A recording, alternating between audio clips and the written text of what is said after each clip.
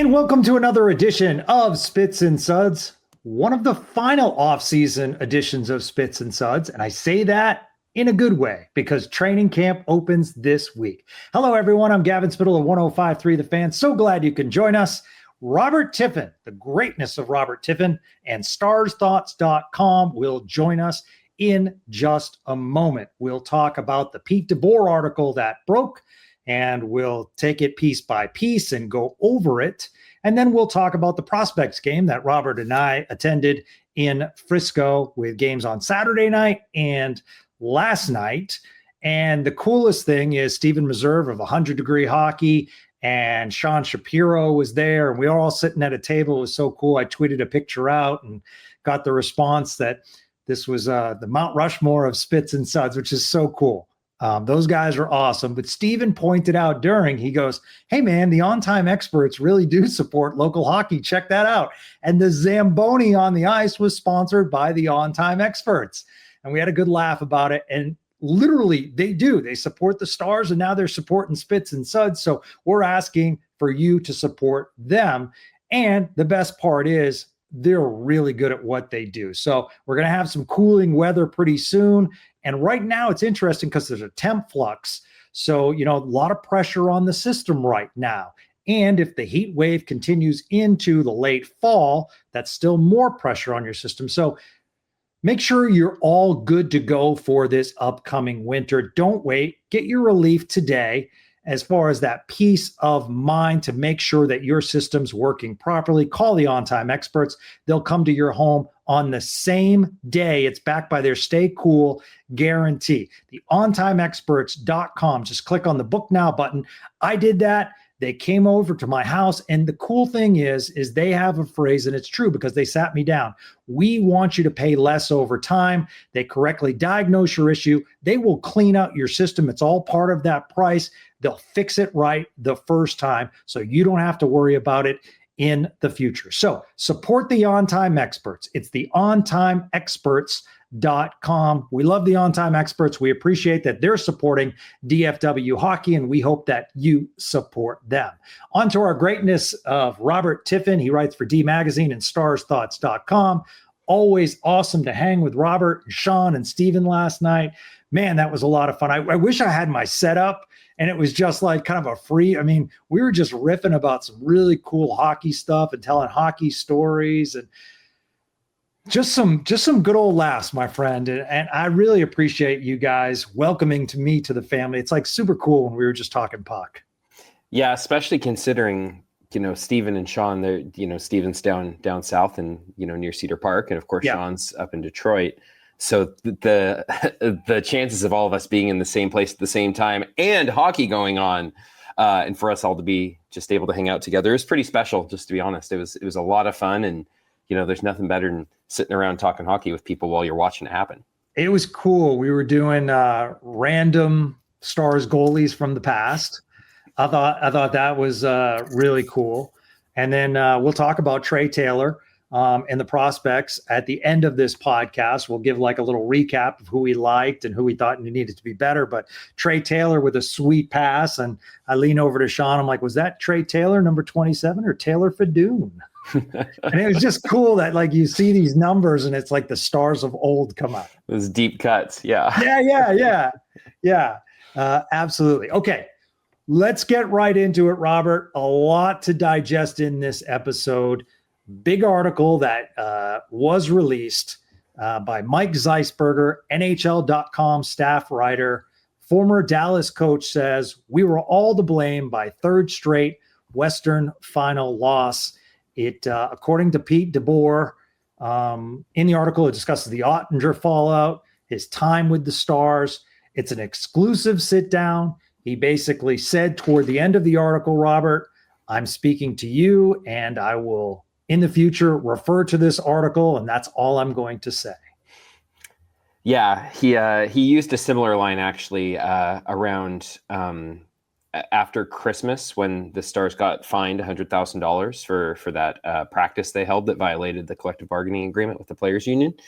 And after a couple of days where we went back and forth and primarily I, just to be frank, so I can speak on this kind of authoritatively, I was the one who's kind of asking the majority of these questions for, a day or two, asking about kind of development's background, what happened, and conversation with the league and the investigation. And then once the ruling came out that they would be receiving this fine, and he, to his credit, he answered the questions and explained it and was pretty honest as far as that goes. And then there came a point where he said, and this is pretty much, we're done talking about this now. So I respect the fact that he once again, answered some more questions about this thing that he did answer in the week, after the season, and including that post-game conference. So I do want to give him credit for that. And I think it's a perfectly legitimate thing to have answered these questions and done a long, in-depth interview, and then to tell people, I'm not going to do another one of these or over and over. I'd prefer to just go back and refer to, you refer to this. That's totally fine, legitimate. I'm okay with that. However, I do think the context of this piece is also important, because I know that there are some Dallas media who had reached out about speaking with him, and he had opted, which is totally his right. He had opted not to do to respond to any of those requests. So instead, he did one we saw yesterday with a member of the national media, Mike Seisberger, who's a great reporter, just fantastic. Saw him a little bit around the playoffs.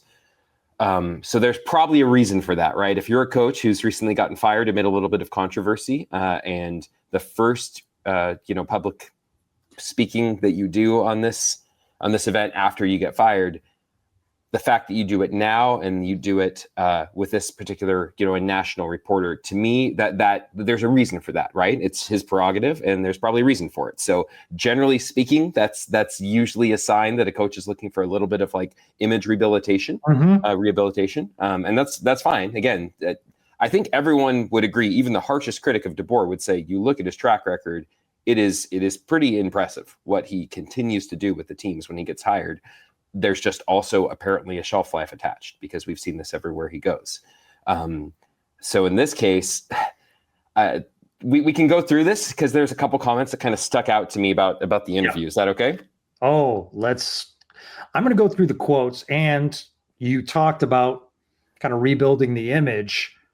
One of the things is that going through NHL.com and going through Mike, who he's known, that record was clearly pointed out, and his success was pointed out as well. And, can't argue. Those are factual statements. Mm-hmm. Let's go to the first quote. He said, "Listen, we were all to blame for coming up short again, and it starts with me. It was on me. It was on all the coaches. It was on all the players. It was on the organization as a whole. We all created the disappointment. We were all to blame, not just one guy." This is regarding the Oettinger. "When all the questions at the post-game press conference were about Jake, I should have redirected the topic to reflect that this wasn't just about him. This was all about us. We, and I stress the word we, did not get the job done. We were on a run in which we had lost 6 of our past 7 games against Edmonton in the 3rd round, dating to 2024. In one of my answers, I'd said he'd lost 6 of 7 to them, but it wasn't just him. It was all of us. That's not on just one guy. I should have made it clearer." Let's stop there and get your thoughts. Now, let's just say DeBoer is a very smart man. Mm-hmm. He's an attorney by trade, and then got into NHL coaching. So mistakes do happen. I think he had plenty of time to correct himself through that post game. He did, and he's done that before, quite frankly. He came into post-game pressers that season, and even that playoff run, where he was pretty clear about, what, I understand that, here's what I think, and that's all I'm going to say about that thing. And that's his prerogative. And, I wasn't complaining that he was willing to answer a couple questions about it, especially considering, their season had just ended. I think that's probably the smart move, just because that is a big coaching move. The thing, I don't want to say take issue with it. I don't want to use that sort of phrasing, because this is what it is. This interview, I think, speaks for itself, and people should read it to hear DeBoer's words, because he's pretty honest in it, I think, and it's worth reading it. But what I would say is, he starts out in the interview by saying, as you just quoted, that he should have redirected the interview and not continually mentioned Jake Oettinger so much, and he should have said we instead of saying he, and all these things.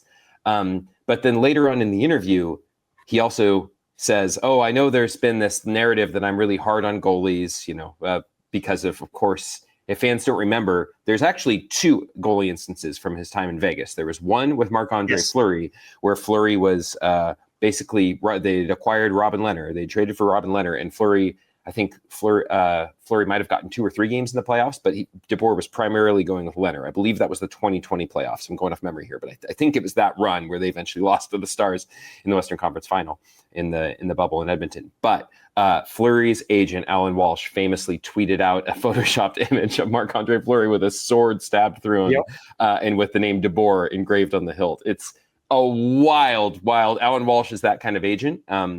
The funny thing is, if you go back and you read stories about that incident, Robin Lehner, remember, who was being started at the time, he actually feels like he might have suffered more as a result of Alan Walsh tweeting that. He's not a client of Alan Walsh. Marc-Andre Fleury is a client of Alan Walsh. But because DeBoer was starting Robin Lehner, and this is important in a second, I promise I'll connect these dots. Lehner said he felt like this kind of was igniting all of Fleury's fans to basically be opposed to him and say, "Oh, Lehner's, doesn't deserve to be there," and everything. So the tweet, makes Fleury look a little bit bad, as though he's whining and stuff. And Fleury, said afterwards that he didn't know his agent was going to tweet that. But regardless, the point is there was this boiling tension with the goaltending situation in Vegas when Pete DeBoer was the coach there in 2020, and it boiled over to a point where an agent felt like they needed to do something pretty outlandish. Fast forward 2 years, Robin Lehner now is formerly the DeBoer's goalie of choice. He's unable to play with an injury. Later, some other things were going on in Lehner's personal life that came out and everything. I believe he might have entered the NHL assistance program, player assistance program at some point. He's been pretty vocal about some of the issues he's had in subsequent years. But in 2022, under DeBoer, he basically wasn't able to go during their playoff run that year. And the team basically had to release a statement saying, Lehner's getting some treatment and can't play. And DeBoer was asked about it. And DeBoer said, I'm paraphrasing here, but he pretty much said, "I think the statement the team released speaks for itself. I'm focused on the 20 guys who are in the room who are here to help us win." A very implicit kind of, he's choosing not to help us win by saying that he's hurt or not playing hurt or whatever. Yeah. And Lehner, fans probably saw it even last year, where Lehner had some kind of outbursts on social media talking about that. That incident and everything. So when DeBoer says in this interview with Mike Zeisberger on NHL.com, there's this narrative that I'm hard on goalies, but I only pulled Jake once all regular season this year. That to me does not contradict the evidence. If anything, the fact that the regular season wasn't a point of tension with the goalie, it's only when the playoffs come around, because this is the 3rd time during the playoffs. The other 2 Vegas goalie incidents were during the playoffs. This is the 3rd time during the playoffs, when the tension gets high, that a goalie playing for DeBoer or not playing for DeBoer has ended up getting some pretty harsh criticism or implicit criticism or something like that. Yeah. So it's when the heat gets highest, and that I think is really worth pointing out, because how hard you are in a goalie I don't think the regular season is always the best place to judge that. I think the playoffs, where the pressure is highest, that's where it should be judged. And DeBoer's track record in that respect is very clear. Because he does put the quote in there, and I truly believe this was prepared. "I know the stories immediately came out that I'm hard on goalies, but the fact is I only pulled Jake once in 57 games in the regular season. That's a fact. Here's another fact. You pulled Jake Oettinger once during 57 games because Jake Oettinger was that good. It's not like Jake was letting up 5 or 6 because you would have pulled him more than once. Goalies are going to have bad games." So I did find that part interesting. Now, I also want to say a positive, because Jake Oettinger is on a tour right now. It's a combined effort between the NHL and the NHLPA, where they pick certain players, and kudos to them. Jake Oettinger clearly shows that, he's one of the league's elite goalies. So he's on this tour, and they asked him about it. It's in Henderson, Nevada. And he says, when heard about this article in quotes, he says, I feel like he hit it on the net head. Oettinger said, "I agree with what his reflection was. I'm glad he said what he said." And with that, he walked away. I got to tell you, Robert, and we'll get back to the rest of the Pete DeBoer quotes. I think Jake Oettinger has handled this brilliantly. I mean, to me, the way he handled that Saturday press conference and had including you and others laughing and like self-deprecating at times. I just felt as though he handled that well. Obviously, he handled this well with the quote. So, I mean, I think overall, just it really shows why Jake Oettinger's a leader in that room. And interestingly enough, I think that's right. And again, that doesn't mean that Jake Oettinger gets a free pass if he's not, right. He's the first one to admit it. I think when Elliot Friedman asked him about this, or maybe it's Koskis on a podcast last week during that same tour with the 32 Thoughts podcast, they asked him about it. And Oettinger said, well, if I had made one of those two saves, then I wouldn't have been in that position of getting pulled, So obviously, he was pretty upfront that there were things he could have done better. Before he got pulled by DeBoer too. So I think, it's no secret. I think that Oettinger came out looking a little bit better and sounding a little bit better. The interesting thing for me is I actually had a chance to talk to DeBoer one-on-one in April, just before the playoff run was getting started or right around then. And I asked DeBoer a question that I think is really relevant, especially after this interview comes out. Well, there's two questions, but I think I can summarize these quickly. The first one was where I said, aside from trophies or records, what's the one thing you'd want people who've played for you to take away from their time with you? And DeBoer said, I would want people to feel like I empowered them, like they enjoyed coming to work, that we had fun when it was time to have fun, but when it was time to work, we worked. And the players knew that the coaches were going to work as hard as they were, which I think is a great quote. And I really appreciated that. I think from the players' perspective, I wonder if they feel maybe like, you say we're all going to work hard. The coaches are going to work hard and the players are going to work hard. But then when it comes time for blame in that press conference, the blame was a lot more pointed at a player than it was collectively, as DeBoer admits in this interview. So it's interesting that even by his own words, I'm not sure he really, it sounds like the pressure got to him, right? Even in his own words. And the funny thing is, the other question I asked right after that when I was talking to him back in April was, what helps you, talking to DeBoer, especially this is right after the team had lost their last 7 regulation games, or I think they might have been in the midst of that losing streak. And I said, what helps you to stay on even keel? And he said, experience. Because listen, I've fallen into that trap. I've ridden that roller coaster up and down, and I've realized that in my seat, you got to keep an even keel and a steady hand on the rudder and have composure and some perspective, because this game is nothing but highs and lows. The players feed off you, and the players are looking for composure. Those are DeBoer's words. Those are DeBoer's words before the playoff run really got going, before the Colorado series and the Winnipeg series, all these things really ramped up with full intensity. So for me, when we're reading DeBoer's words now, after the fact, chosen very particularly, a reporter chosen very specifically, it's helpful to look back on his words before all this happened too, talking about the approach he wanted to have, because I think it's very fair to say, just as we've been very fair about DeBoer's track record and all of the accomplishments he's had, even Jim Nill in that same piece that you're talking about, Jim Nill said DeBoer's record speaks for itself. It's very fantastic in a lot of ways. But by DeBoer's own words, I think he would probably acknowledge, even though he didn't say it as explicitly in this piece, I think he would acknowledge that he probably fell short of his own kind of goals for his ability to maintain composure and be that calm, steady hand on the bench. Let's fast forward to the quotes about the situation when Oettinger was actually pulled. DeBoer says, the first 30 seconds of that timeout was me blasting our team, and if I could have, I would have blasted myself and our coaches too. I'm just going to speak for myself, Robert, as a person who runs a radio station. I've I've talked about to my team, and I've taken personal responsibility at the same time. I think that could have been done. There was time. And so he says, I would have blasted myself and our coaches too. I mean, you're mad and disappointed at that moment, at everything, at the team, at the start, at the goalie, at yourself, at everybody. Why are we in this spot? We have this opportunity. We're in this spot. So it's a scattergun of anger, of bitterness. And it was made out to be about Jake Oettinger, but that wasn't the case. I love Jake Oettinger. Here's the next thing, Robert. And Jake and I met after the season ended.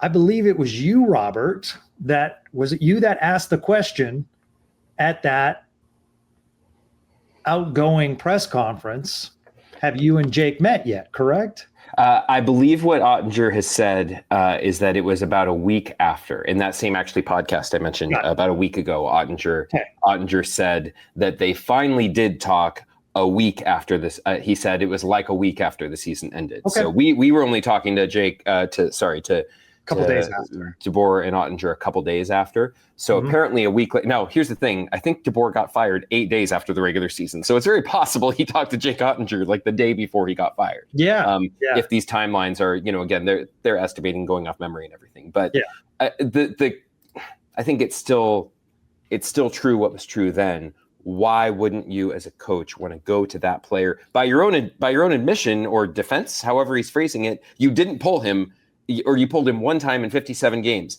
So I guess that means you're not hardened goalies, according to his logic. But then it also means this is that much more of a jarring, outside the box sort of thing. So why wouldn't you go to him when this is such an unusual thing that you never do? Wouldn't that, in my mind, that means there's more reason to go to the goalie and make sure that you're good, since this is such a kind of unusual thing for you to have done. So no, absolutely. And had he taken this following quote and put it on that Saturday, it was a Saturday, right? I think that's right. I think the last game of the season, I think it was a Thursday. So I believe, the exit interviews were on Saturday, I believe. Mm-hmm. He says, "I love Jake Oettinger. He knows how much respect I have for him as a goalie and even more as a person and a family man. And, I've said repeatedly throughout our playoff run, we would have never even gotten that far without Jake." And when I read that, hindsight 2020, we've all wanted to go back and either asked a question or said something on a podcast. That said, had he said that quote at any point, I think that might have softened things just a little bit. Maybe it wouldn't have made a difference. However, I never felt as though he expressed what he did in that quote regarding Jake Oettinger after any of the games against Edmonton, and then specifically after the season. I'd have to go back to just be really honest. I'd have to go back and actually look up his post-game interview and his exit interview from that time, because my vague memory, without having gone back and checked that, which I suppose I ought to have done, is that he had some kind things. Say, listen, no. I think he said something like, "No one's a bigger fan of Jake Oettinger than I am." Now, he didn't go into all these things about family man and respect and everything like that, but he did at least throw that out and saying, "Listen, this isn't about me saying Jake Oettinger's a terrible goalie," more or less. I'm paraphrasing. Right. But yeah, that might have helped. But to me, again, I think it's about what you do when the stress is highest. I think that's how players judge each other, is how players act when the stress is highest. Who can stay calm on the bench? Who can act rationally in a moment where maybe an inexperienced player flies off the handle, right? Or loses composure or gets scared or whatever it is, right? That's how players are judging each other. And I think it stands to reason, and we kind of know that's how they're going to judge their coach too. So I think once both how he did it on the bench, and there's, I think, one or two more quotes right after that you're probably going to get to here about that feeling on the bench at the time. But then him right after in all the bright lights of the press conferences and stuff, where DeBoer chose to answer many questions about Jake Oettinger and not redirect things, and to point out that Jake Oettinger was, in his mind, the common factor in their losses the last 2 years. And what's so interesting, and you and I have talked about this, I mentioned it many times on Spits and Suds, I felt as though Pete DeBoer was one of the better coaches for the longest time as far as deflecting as far away from the players and during the regular season, and hey, just weren't good, but he never pinpointed a certain player. So, he'd say veterans or something. So when he did that, I was just surprised. You talked about the high pressure situations behind the bench. Here's what he said. When you've been a coach long enough in high pressure situations, you'll get scrutinized one way or the other. And in the moment, when you are doing something like pulling the goalie, you can't worry about that. So when people might say, "Hey, Pete DeBoer, if you could do it over again, would you?" Yeah. But when people ask you that, you don't know what the outcome is. You just know there could be repercussions if it doesn't work out. I think once again, hindsight 2020, I think people had a problem, and it probably was a heat of the situation as far as if you're going to pull the goalie, don't allow him to skate back. Maybe just, pull him. Maybe Pete was just trying his hardest because they did come out to such a slow start. It's possible. Again, I think if you go back and watch that video, and I think Jake and Jake Oettinger and Casey DeSmith both, it's pretty apparent. If you watch that video, neither of them had any idea a goalie change was going to happen until the end of that timeout. Oettinger turns around, starts skating back to his net, and DeBoer says something to the effect of, "Jake, get out of there. We're doing it." So again, like you said, how he went about it was a big, big part of that. Because not only, again, in his own words, he had only done this once in 57 regular season games. And this is a goalie who carried them through 2 series a lot of times when they weren't at their best sometimes against Colorado and Winnipeg. But also, when you finally do pull this trigger, you don't even do it in a way that seems kind of calm. And you know what? I kind of thought this might need to happen, and now is the time I'm going to do it. He does it in a way that seems very emotional, very almost, shooting from the hip type thing. Kind of the opposite of the composure and things that he talked about earlier that year that he wanted to exhibit on the bench as a coach. Robert, and I'm not just pumping your tires. I do love pumping your tires, but you're one of the better writers. So I'm always fascinated because the audio tells the story, because you can hear the inflection in the voice. So I don't know how these quotes were said. Reading it, it did seem like there's still some frustration from the coach as far as being let go. But I also, and that's why I go to you, the expert, and that's why I wanted you on to talk about this. Sometimes quotes can be misconstrued because you can't hear the emotion in the voice. Yeah, there's some trust that has to happen anytime you're reading quotes and you don't have personally the audio or video yourself.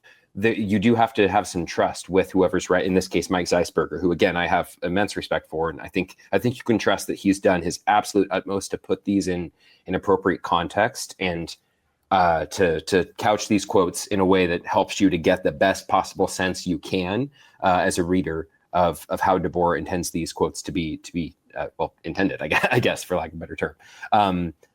But I do think, and again, I think the other quote that DeBoer mentions in there is, the reality is we got to 3 straight Western Conference Finals. If we had gotten to the first round my first year, the second round my second year, and the third round my third year, then that's progress. But I understand it.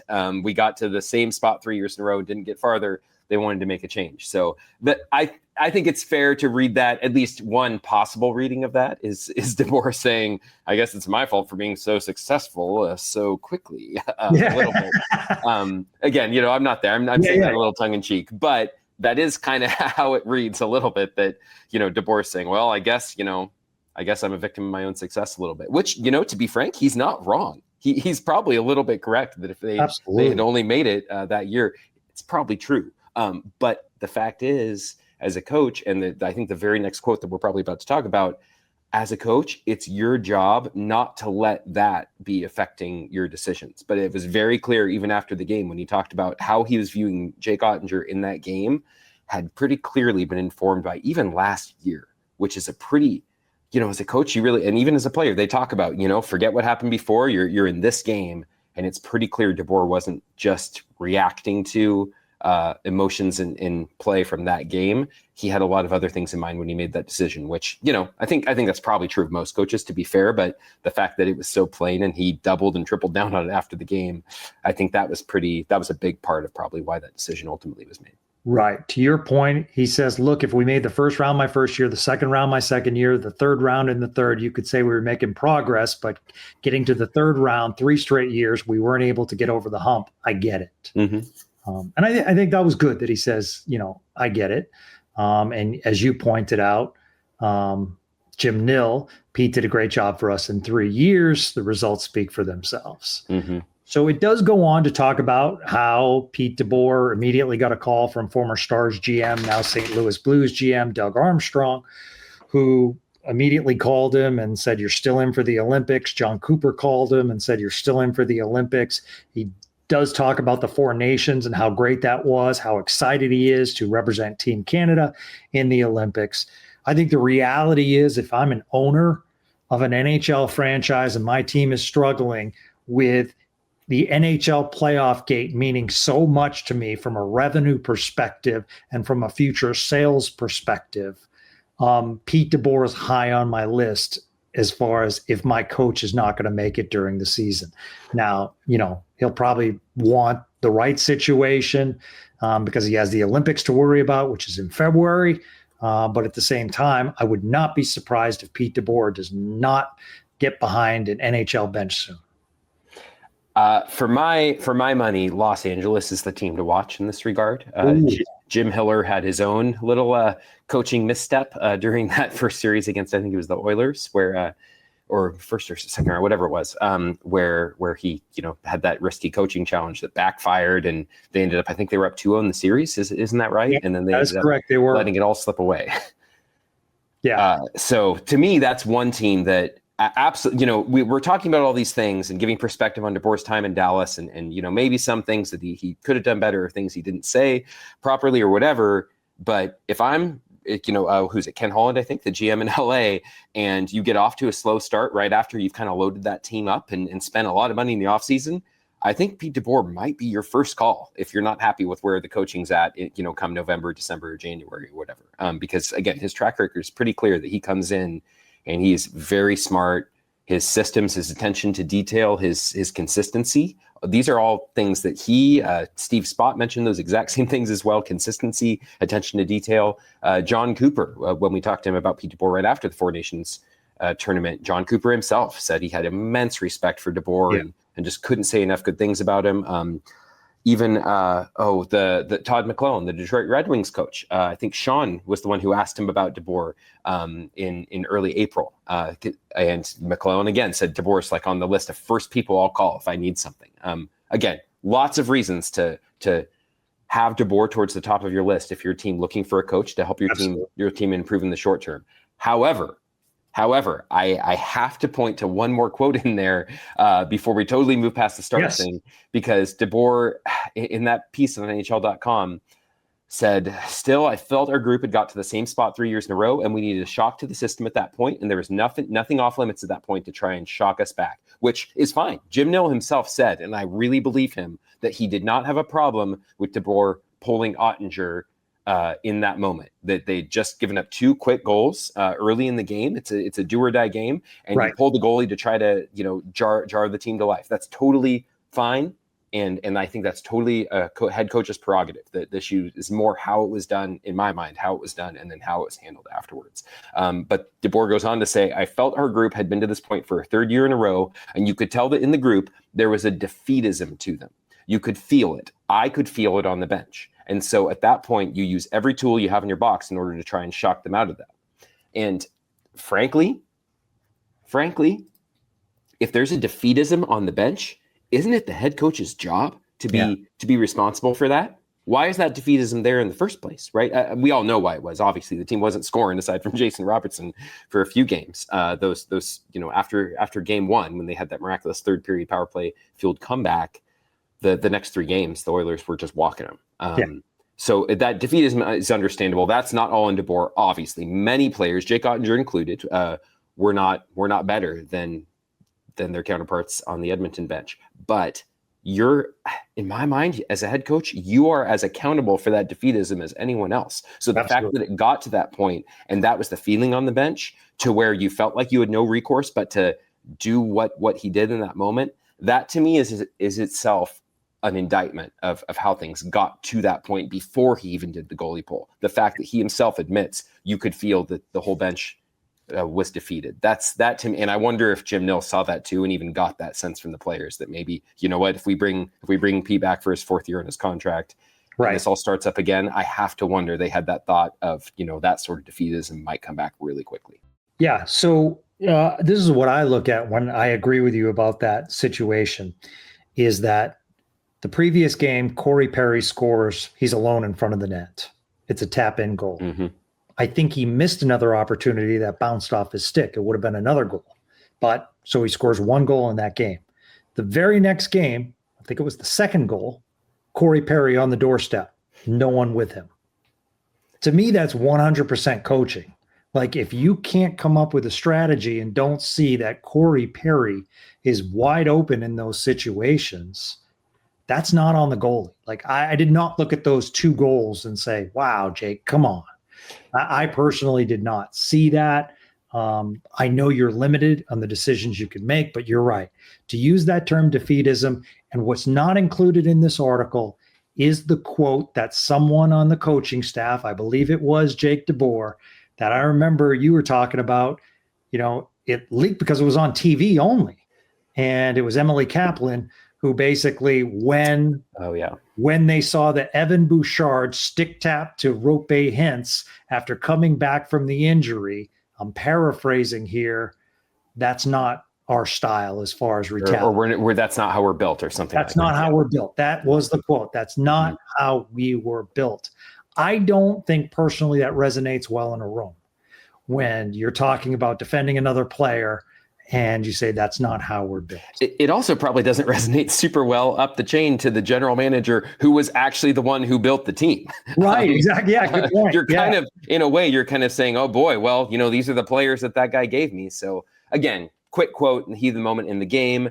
I'm sure DeBoer would add more context to it if he had the chance. If it was him or Steve Spott, I can't remember exactly who made that quote because I was at the game, so I wasn't watching the broadcast. So right, you and others might remember that incident better. But it's just another case of maybe the words were just chosen a little poorly in the moment and everything. But when you kind of zoom out and look at the whole picture, you kind of have this theme of a coach when the playoffs roll around and adversity hits, especially later in the playoffs. That tension, from an outside perspective, it kind of seemed like the tension got to him a little bit, and he stopped showing the composure that he himself said was something that he really valued, was trying to be steady and even keeled, even with those big highs and big lows. And, I think that track record is pretty clear.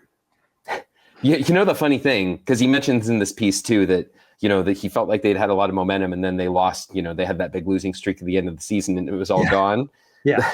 I think people forget that before that losing, they lost their last seven games of the regular season. Do you remember what happened right before that? Oh, man. Wow. They won 7 straight. Oh, okay. Yeah. They won 7 in a row. Then they lost 7 in a row. So, yes, they ended the season losing 7 straight. But as far as their last 14 games of the season, they were 500. So, it's just another instance of there's a lot of good there in DeBoer. And to his credit, even during that, later in the season, there were times where he called out, there were some things we weren't doing well. They actually kicked off that 7-game win streak right after that Tampa Bay shootout loss in March 20th or something, where DeBoer finally unloaded on the team and said, our effort wasn't good enough. We're not doing these. He really kind of blew him up a little bit. And then they were able to right the ship a little bit and win 7 straight, but then it all finally hit. And it seems like he really does feel like that losing streak finally did catch up to them in the 3rd round. I mean, there's probably one coach in the NHL right now that would say, no, I wouldn't take that. And that's Paul Maurice, based on his 2 straight Stanley Cups and a Stanley Cup final before that. But if you look around the league and you ask owners, general managers, 3 straight finals, I think that most teams would take that. I mean, so I do want to credit Pete DeBoer for that, and the coaching staff and the players. It's been a heck of a run in Dallas. I think the article pointed out it's the 3rd best record in the NHL during DeBoer's tenure. I think regular season was the best, and maybe playoffs might have been 3rd best. I can't remember. But regular season, they are the points leader since 2022 when he came on board. Yeah, it's been quite the run. All right, do we have anything else? It just says he's eager to get back. He's concentrating on the Olympics, and picture of him smiling with the 4 nations. And, that I think we all just would, however you feel about Pete DeBoer, I think everyone would agree that his record does speak for itself. And again, you and I have talked about this before with Paul Maurice, right? 3-4 years ago, he was in a very, very similar situation. And you look now, he's almost unrecognizable, or the perception of him is completely changed from then. So it might just be some things come together, and if DeBoer actually is able to climb that mountain with whoever his next team is, because I think we all agree he's probably going to get another shot before too long in the NHL, that who knows? Maybe 3 years from now, everyone's talking about, boy, that DeBoer, he's something. Oh man, I wish we would have snatched him up back then. 100%. So Yeah. We'll see. But but as far as his time in Dallas, I think it's very fair for us to say, okay, these are his first public comments since then. Let's go back and actually kind of set the record straight a little bit on what the perception was at the time, what he said even before and during that time, how he went about it and everything. But ultimately, everyone, we're all nice guys here. We all want everyone to have jobs and stuff like that. Yeah, I do want to point this out really quick because stylistically, I think everything we've talked about kind of led to the hiring of Glenn Gulletson. And so it does tie in because all these quotes and everything, and then you have a player's coach in Glenn Gulletson, a well-respected coach by the current team. Then you bring in Neil Graham, who's well-respected by a lot of current players. You keep around Elaine Nazardine, who is beloved by a lot of players. So you have 3 coaches right now that are very heavily player respected and friendly. So I do think that was, I think tactically, this was part of Jim Nill's plan to bring in that style after Pete DeBoer. And, broadly speaking in the NHL, that is kind of the trend, right? You go from kind of players coach to more of a taskmaster or whatever you want to call it, type of coach who's going to crack the whip a little bit more. And, we saw it a little bit with Lindy Ruff not that Lindy Ruff wasn't above, throwing his players under the bus when they're underperforming here and there. Absolutely. He's a little bit of an old school coach in a lot of ways. I think, again, everyone has a lot of respect for Lindy Ruff and everything like that. Another coach who also has never quite climbed that mountain, similar to DeBoer in some ways. And then they brought in Ken Hitchcock to come in and really set things straight and everything like that. And then after that, Jim Montgomery, and then Rick Bowness, who is, anyway, we can talk about all the coaches all day long, but I do 100% agree with you, Gavin, that they wanted a change in a lot of ways. They wanted to kind of refresh things in some ways. And I do think that organizationally speaking, it seems like that's likely to happen. Of course, what that means now is it's on the players to prove that it's the right move, because it's all great if everyone's warm and happy and feeling good and being friendly and stuff. But if you're not winning, and if you're not getting as far as you were before, that's ultimately the real litmus test, right? So that's what'll really need to happen. But for now, I think it's fair to say that absolutely they have accomplished that kind of tonal shift or vibes change or whatever you want to call it. Yeah, so you actually pointed out if DeBoer lands with the LA Kings, and I'll say this really quickly. My friend was in Arizona and wanted to play some bets, and he said, hey, could you give me a dark horse? And I said, the LA Kings, so let's hope it doesn't come true. Well, he wasn't able to place the bet. So apparently they were not taking bets until the beginning of preseason for some reason at that place. But I do look at the LA Kings and I feel as though they are stacked pretty deep. So we'll see. They haven't been able to get past Edmonton. So. Well, and they just brought again, I think it's Ken Holland in, right? So they just changed GMs. So, with the coach from last year, he was an interim and then they brought him on, but recent playoff, kind of consternation. It's kind of the classic situation where coaching change is people were talking even, during the offseason, are they actually going to stick with Hill or are they going to fire him or whatever? So they stuck with him for now, but that's kind of your first move as a new GM, right? You keep that old coach because that's one bullet in the chamber or whatever. That's maybe a harsh metaphor, but that's one card you get to play. We'll go with that. Right. And he did get injured, but they brought in Corey Perry. He'll be joining them at some point. Corey Perry, and they signed Cody Ceci to that big 4-year deal. Yeah, those two guarantee me that I'm at least going to a Western Conference Finals, it seems. I feel like Cody Ceci and Corey Perry go every single year for all the dogging that Cody Ceci gets. Somehow, he always makes it to the promised land. Yeah, so it'll be on them to do it. So even if it's the players that don't get it done, even if it's because of injuries and stuff, usually it's the coach. It's the coach that's the first one to, so to speak, fall on that sword. So LA to me, in my mind, is the most obvious, but things change very fast in the NHL, especially if you get off to a slow start. So we'll see how it goes. Yeah, absolutely. Okay, let's turn our attention to the Stars prospect. We talked about it, previewing it, and it happened this weekend. First, I do want to shout out the crowd. I thought the crowd was nice on both nights, even on an NFL Sunday. So kudos to the fans that showed up and supporting. Next year, it will move up north into Michigan. So they're going to do a back and forth, which I think is really, really cool. Do want to shout out the listeners that came over. Robert and I were watching the game. Stephen Meserve was there, Sean Shapiro. We had some great listeners that came up and spent some time with us.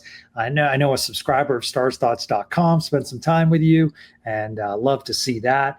Highlight of my night was Belfort Billions, who, we always quote, also Spamuel Green. So I love the Twitter names, but he brought his son Connor, and talking hockey with Connor, and Taylor Baird was there, and she was asking him questions. And so I told him, I was like, come on in, man, we'll do a podcast together. I just love seeing that. He plays hockey, and he's like, I listen to all your podcasts. And I'm like, I'm not going to swear ever again. He's like, no. He's like, I listen to this podcast and they swear all the time. So I just love that, Robert. So it was, first of all, I did want to shout out the people that showed up and made it a point to come see us. We absolutely love it. It makes us feel good, why we do this podcast. Yeah, I think the numbers the team gave me, without looking them up again, it was about 3,000 people came out on Saturday night. Again, college football night and everything in Texas.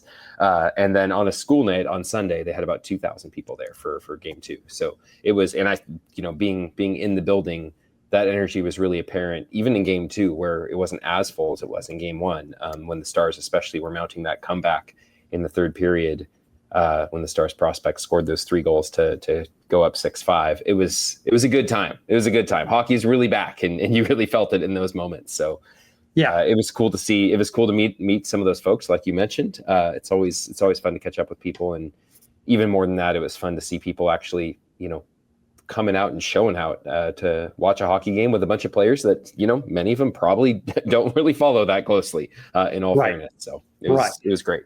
So the one thing to point out that I think is really important, that I hope we did a pretty good job prior to, but it's important when you look at Saturday night's game, Robert. You have Nate Danielson, for instance, 9th pick overall in 2023. You have Nygaard, who 2024, 15th overall. Basically, they're stacked with upper tier picks. And you could certainly see that on Saturday. I thought the Stars did a really good job on Sunday, kind of trying to contain that as best as they could. But the talent in Detroit is an FYI. It might not be next year or the year after, but they're coming. So I just wanted to get your overall thoughts, some players from the Stars' perspective that that stood out. Yeah, actually, I'll start with a non-player. Toby Peterson got his first win as a head coach in the Dallas Stars organization with game 2. And, he, at the end of the game, when we were all talking, he acknowledged, it's not quite the same as like an AHL playoff run or something, but it's still good to get that first one. And it's pretty, it's cool, especially after they got kind of pretty soundly beaten 6-2 in game 1. Yeah. To not only win, but to kind of respond after going. They went up 2-0, the Stars did early in game 2. Then Detroit scored 4 straight. Then Dallas got to 4-3. Then Detroit scored another one to make it 5-3. And that kind of felt, you kind of thought in the moment, oh, that's the dagger. They had that little bit of a comeback effort. But again, like we saw in Edmonton in that game 5, the Stars, would crawl back and get within a goal. And then Edmonton would immediately counter and go back up by 2. It was the same sort of thing when that goal happened and Detroit went up 5-3. But they kept at it. And they actually, they managed to score 3 more and eventually win 6-5. So that to me was impressive, because that shows that basically there was no defeatism on that bench, that they were, willing to, especially a, very different group of people. There's some Texas Stars players there from last year, but there's certainly some people there from juniors and stuff like that too, or some people on PTOs and stuff that they're just trying to rally and get going. And they found that energy. It was very clear that their approach in game 2 was much more. They'd made some very clear tactical adjustments. Peterson mentioned a couple of them after the game, and they were able to implement them. So they had those big moments. Ayrton Martino scored 2 goals. He's one player that, to me, I thought that was a good time for him to have those moments, because this is about that time in his career where you're kind of wondering, okay, so this is a Stars draft pick. What's he got? We're about to go into camp too. He's not, this isn't, right after he's drafted or whatever. He's got a couple years in the rearview mirror. So I thought that was a positive sign for him, hopefully I would imagine, down the road, he's hoping to earn a spot in Texas and see what happens after that. So for him, he had a couple of spots that were really good. Trey Taylor, we talk about him, I feel like, pretty frequently. And he's an older player too, 23 years old, I think. So out of college, and he joined the Texas Stars and played very consistently on their second pairing throughout that Calder Cup playoff run they had last spring. So he also, as his skating was just very noticeable. He was jumping up into plays at the right time. He had one rush with Emil Hemming, who, just to be blunt, I don't think Emil Hemming had the best tournament. You might even argue Hemming had a better tournament last year when the Stars lost both games, when he had a little bit of chemistry. I think Sean Shapiro even mentioned it last year in his write-up of the tournament, but with Artu Huru back then. And Hemming had some moments. One was on a rush with Taylor, where Hemming kind of took a one-on-one rush deep, and then Taylor busted down the left side of the ice, and Hemming kind of dished an area pass towards the net that Taylor got to and kind of got one swipe at. But other than that, and one or two other moments, I don't think Hemming really popped as much as you might have been hoping a fairly recent first-round pick would. One or two other players worth calling out: Jackson Footer, who they just who's basically an invitee here to this thing. He's already looking like he's going to be battling for a real spot in terms of AHL depth. So we'll see how training camp and preseason goes. Cameron Schmidt, recent Stars third round draft pick this summer. Had a couple of playmaking moments here or there where I thought you could see some of his skill with the puck and a little bit of his speed. You didn't really see his shot much, unfortunately. And usually when that's happening with a player with an 18-year-old fresh out of juniors, it's because, or he's probably going back to juniors. Usually that's because they're not, learning how to find that space. We all know about Brett Hull and everything, who is not nearly as good a skater as Cameron Schmidt is, but he knew where to go. He knew where to stand. We saw it with Joe Pavelski too. So that's a skill that takes a little while to develop for any player, even a really good player. So I'm not too worried about that with Cameron Schmidt. He's still young. So and frankly, with his smaller size, he's kind of always going to be a boomer bust type prospect anyway. If he can overcome his smaller size, then he could be a really good player, like we saw with Logan Stankoven. And if not, then it'll be a lot bigger of a question. So I think that remains to be seen. To me, that wasn't a big yes or no. The only other two names I'd mention really quickly are Tristan Bertucci, who Max Fortunis, actually, Peterson mentioned that Texas Stars assistant coach and former Stars defenseman and longtime Texas Stars defenseman, Max Fortunis, actually, he was the one who decided, let's move up Tristan Bertucci to the first pairing and have him play even on his off wing with Trey Taylor, and he looked really good on that pairing, I thought. So that was a good move by the Stars. And I think Bertucci also is a player who could, he's also playing in, I think, Barrie, or was playing in Barrie in the OHL with Hemming. So he's another name I thought performed really well. We could go through all 24 players or whatever that played this weekend, but overall, there are some players that did well. Justin Ertl, the captain, I thought was good. He's another one though, that's a little older. So you're kind of trying to adjust for that. You should be better. If you're an older player in this tournament, you should show up really well.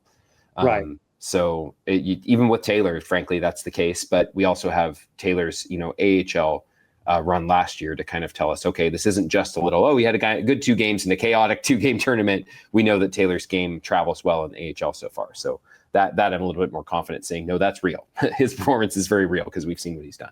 I think it shows the development of college hockey now, and that's why more NHL GMs feel so good about putting their players in these high-caliber college programs, because what Martino and Taylor did at Clarkston really kind of has paid dividends. I agree with you. I thought Martino flashed on Sunday night. I did like Bertucci and Taylor together. Boy, I'll tell you what, Spits and Suds fans, we're going to have Trey Taylor on the program, and I'm just going to sit back because this kid can talk. Boy, and he enjoys talking too, which I thought super cool. You could tell the love of the game. And he talked about, just the in-depth as far as I think you were asking about the adjustments and everything, and he went in depth as far as like, yeah, I have a job now and have to worry about housing and paying bills. And it was so cool. There was just so much depth to all of his answers. And if he didn't understand a question, he would say, did you mean this? Like very polite. And so I thought that was really, really impressive. So I thought, he was really good. I will say this, and I know it's an exhibition, but the fact that the Stars came back on Sunday night and beat Detroit, I think there is something to that as far as, these teams, they don't have time to gel. For people that know, I think they get 2 or 3 practices and then it's go time. So you might be playing on a line with a player for the first time. And so we got to talk about like chemistry on power play, chemistry in shorthanded situations, with your goaltender and defenseman. There's just so many things that go into hockey that sometimes we don't talk about enough, and, throwing these kids out there. So there are going to be mistakes. One thing I did notice about Hughes is for a guy who's so small, he didn't mind throwing his weight around and he threw some checks. So I like that too. He's not afraid to get a little bit physical. He's not going to be a physical player, don't get me wrong, but he's not afraid to use his body. And, I like that. Yeah. So that's actually something Toby Peterson mentioned after the game too. I'll give you the quote really quickly. I just looked it up.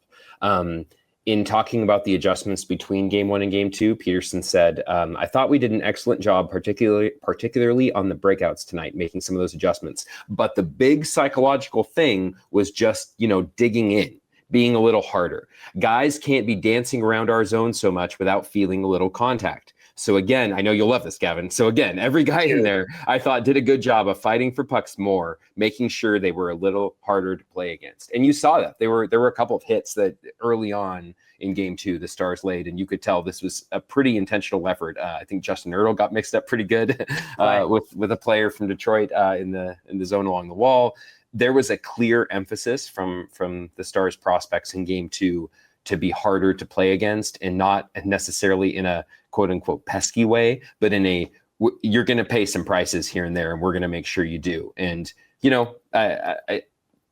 physicality on its own, I think you can argue its merits in hockey, but when you pair it with other adjustments and breakout, tactical adjustments and everything too, and you add that extra element of, hey, we're going to be physical and we're going to lay these hits and make sure guys pay a price, there can be a very positive cumulative effect on that, especially when it comes to guys' morale too. Like you mentioned with DeBoer saying we're not built that way. When you, regardless of how you're built, if you can get players to start playing a little bit more that way, that can help you to weather the storm, even if you go down by a goal or two, because guys, there's just a little bit more of that buy-in. And so I thought it was interesting that Peterson called that out explicitly as an approach that they had going into game 2 to be a little tougher to play against. And I have to wonder if maybe that's going to be an emphasis of Goalitzin as well. In fact, I suspect it might be. Toby Peterson kind of reminds me just a little bit of Sam Steele in that when Toby Peterson played, he was, he didn't mind checking. He didn't mind roughing it up a little bit. He could score sometimes. He was really good shorthanded. So, I do like when coaches say that. He's very soft-spoken, but I'm very intrigued with that hire. I love that he kept his assistant coaches around. So that'll be exciting to watch. And what he's been, people need to understand he came from the Colorado system as far as helping out skill set players. So I like that a lot. So I think it's a good replacement for Neil Graham. I think my favorite line from Toby Peterson this last weekend was, I think on Saturday, we talked to him in a scrum after the game.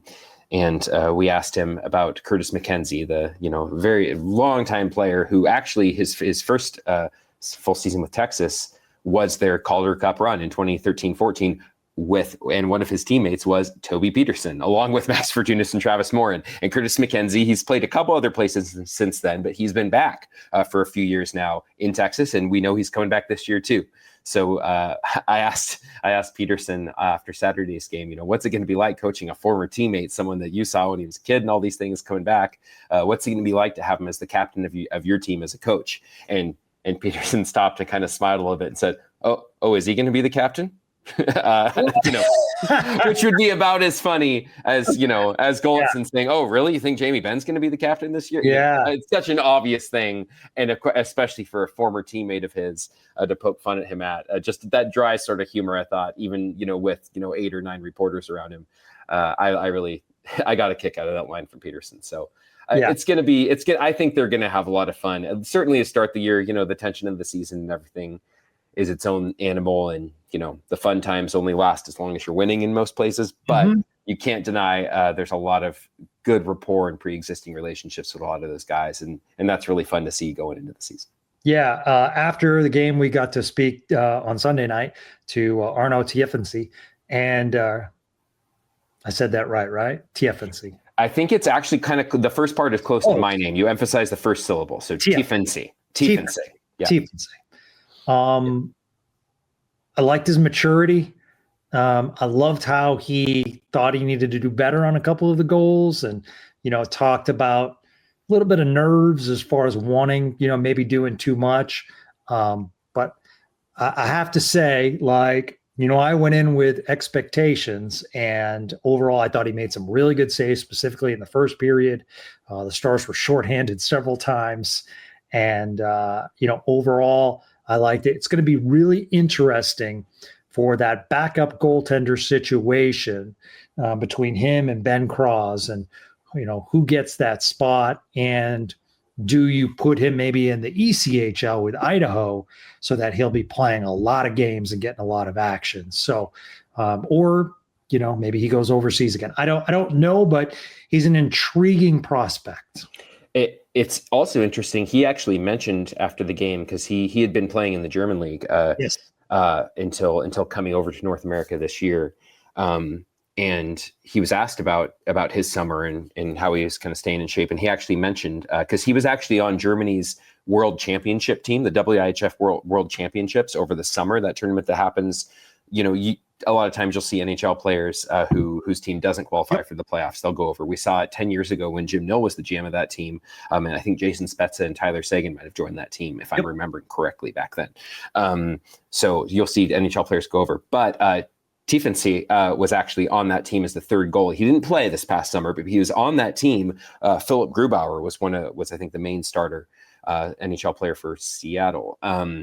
But Tiffin also mentioned that over the summer he skated with, he said, Mo and Timmy, as he was answering a question from someone. And it took me a second, and I realized, I believe he means Moritz Seider and Tim Stützle.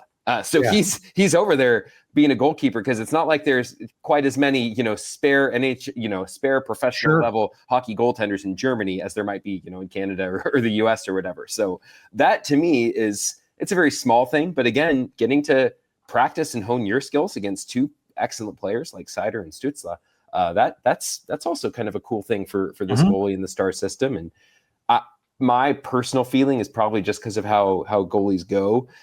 It wouldn't surprise me at all if he and Ben Cross both saw AHL action during points this year, either because of injury to someone, you know, maybe one of the Stars goalies gets hurt, and then maybe Remy Poirier goes up to the NHL, and then you need both guys in the AHL.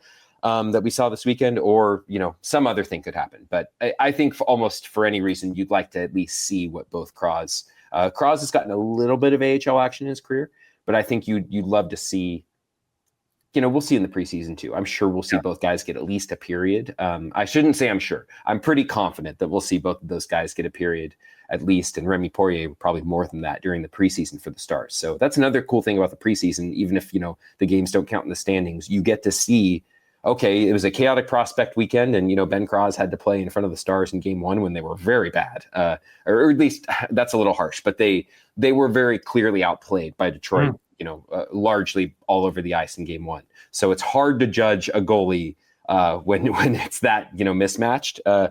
Similarly with Tiffin, even though he allowed one fewer goal in a 6-5 win. But getting to see them in a more, what you hope is a more structured NHL game, even a preseason game, I wonder if that might be an even better kind of barometer for the coaching staff to use when kind of evaluating what to do with those players. So we'll see. Well, Tiffin also mentioned after the game, and I kind of reminded me of Jake Oettinger, how much pride he had playing for his country. Tiffin mentioned about playing in the Olympics. So he's hoping that and it's probably a long shot, but maybe he can catch on as that third goalie for Germany in the Olympics. So I think that's good in a way, because you want your goalies having that kind of motivation as far as, I need to put up big numbers wherever I am, whether it's in Texas or Idaho or wherever, to prove that I can play on this team. The motivation is absolutely there. So he's, I think he's 23, if I'm not mistaken, 22 or 23. Man, I really, sometimes I should actually do research like you do, Gavin, before these things. I just look it up when you're talking. Oh, good. Okay, you got my back. Did I just say I'm not smart? I think I did. But now's the time, right? Now's the time for him to start taking steps, but he doesn't need to take leaps, because, Casey DeSmith signed for another 2 years, and Jake Oettinger is only, I think, 26, if that's right. This isn't a situation where the Stars need to rush him, like kind of we saw with Jack Campbell a little bit back in the day, where probably there were times where there was a little bit more pressure on him than there needed to be. It's the very opposite situation with Tiffin here, I think, where for him, progress can look kind of linear and more measured. But then again, if a goalie gets hot and starts blowing people away, who knows what could happen in a year or two if someone gets hurt or something happens. Or, we've seen AHL playoff runs in the past where, Christopher Nilstorp ends up playing more than Jack Campbell because he's just the goalie who's going better or whatever, even though Campbell had the better pedigree. So who knows what can happen this year. There's the goalie stuff will be interesting to see, because, even if they're not 18 or 19, there's still a lot of unknown potential. Goalies tend to take longer. So it'll be really interesting to see what happens with him too. I mean, you do have Hellebuck, you have Oettinger, you have Swayman, and that was a situation. But let's not forget about Dustin Wolf up in Calgary if he's hot. But I don't know. Those are three tough goalies. And for those listening at home, Tiffin is 23 years old. Okay. And for those listening at home, Oettinger is 26 years old. Okay. That one I would be more disappointed if I got wrong. That's one I absolutely should know. He nailed it. He nailed it. Good. He nailed it. Okay, Robert. So many things going on. Tell us what you have either coming up at starsthoughts.com so we can check out your work. I encourage everyone to subscribe to Robert's work. Or what do you have coming up at D Magazine? Yeah, training camp starts this week. So we have a lot of stuff coming. I have one more piece, actually, kind of more of a piece centered on one of the players we saw this weekend that I just think the story of this player is genuinely pretty interesting. So I don't want to spoil anything for people who might hear this before that piece goes up. But I'm looking forward to putting that piece out there, just because I think ultimately, we can talk about wins and losses and the star players are always the focus and things like that. But professional hockey is made up of so many different people, so many different stories. I mean, you had Colin Blackwell on. His story alone is fascinating, just what he's done to earn what he's got in his career. And I think there's a lot of stories like that at a lot of different levels. So I'm excited to write up this one too that's coming out this week. But training camp especially, I'm really excited. I think we'll be talking to quite a few people, both players and probably a coach and executive this week. So looking forward to things really getting started again, getting to hear how different players' summers were and things like that. I never want to end on a sad note, but I do want to point out a tragedy happened yesterday. Orca Wiesblatt, who is a forward, he had just signed September 4th with the Allen Americans. And he had played with the coach of the Allen Americans in Athens last year. So obviously knew about Orca. The story of the Wiesblatt family is one, I tweeted it out. If you could take a moment, and Hockey Night in Canada back in 2019 did a special on this. So Orca and his brother's mother is deaf. So they had to learn sign language as a kid. She worked so hard. She got divorced from the dad that they actually had to go live with other families. It's a very inspirational story. All she cared about was them playing hockey and them being successful. So at the age of 25 yesterday, unfortunately, Orca was killed in a car accident. So if you get a chance, it might draw a tear or two, but if you want to go to my Twitter at GJ Spittle, you'll see the story of the Wiesblatt family and just tragedy. I know that many in the hockey world, Nashville sent out because, the brothers are so deeply involved in hockey. So really, really sad day for the Allen Americans and the hockey world. So yeah, just wanted to point that out. Just tragic, but at the same time, I think it shows a lot about Orca, who's featured in this piece in Hometown Hockey, and his brothers as far as what they did and the pride they have in the family and the mother. It's very inspirational as far as never give up. And I just feel for the mother after all she's done. And I just feel for the whole family. So sad. So, but it's important that we bring you those informations, big or small, if it happens in the hockey community. So you can follow all of Robert's work at Robert Tiffin. And excited to read that article. Robert won't even tell me who he's going to write about. So I, like you, have to go to starsthoughts.com and check it out. I should have mentioned, I did actually write up the whole weekend too. So you can go and read. I just put a big piece about that. I think at 11 o'clock last night or whatever. But you can look it up there. That one is unlocked for everyone. You can just read about kind of the weekend in general, some thoughts on specific players, but that game in particular too. So feel free to check that out. Absolutely, man. Thank you so much for this podcast. I thought it was a great deep dive on the Pete DeBoer article, specifically with someone who covered the team all last year. I love your thoughts on this. Thank you as always, my friend. Anytime, Gavin. And that's going to do it for another episode of Spits and Suds. Don't forget, support the On-Time Experts. They're making Spits and Suds happen. Thank you, On-Time Experts. We'll be back with another podcast soon. Until then, have a great day, everyone.